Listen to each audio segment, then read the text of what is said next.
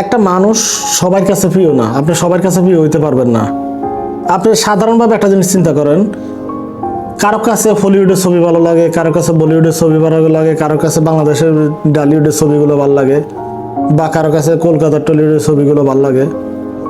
এক একজনের রুচিবোধ এক এক রকম। তো আপনি যেহেতু এই রুচিবোধটা বুঝতেছেন, এক একজনের রুচিবোধ এক এক রকম, তো আপনিও তো সেম, আপনি সবার কাছে প্রিয় হবেন না, আর সবার কাছে প্রিয় হওয়ার চেষ্টা করবেন না। নিজের ব্যক্তিত্ব লস হয়ে যাবেন, নিজের ব্যক্তিত্ব হারাইবেন।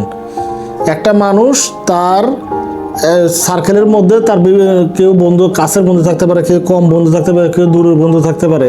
আপনি সবার কাছে প্রিয় হবেন না, কারো কাছে প্রিয় হবেন, কারো কাছে কম প্রিয় হবেন, কারো কাছে প্রিয় হবেনই না। আপনি এগুলো নিয়ে ভাবতে যাবেন না যে অমুকে আমার ব্যাপারে কি ভাবলো। আপনি আপনার ব্যাপারে ফোকাস করে রাখেন না, আপনি আপনার জায়গা ঠিক আছেন কিনা। আদার্স লোকে কি ভাবতেছে, অন্য লোকে কি ভাবতেছে, এগুলো নিয়ে সমনষ্ট করবেন না।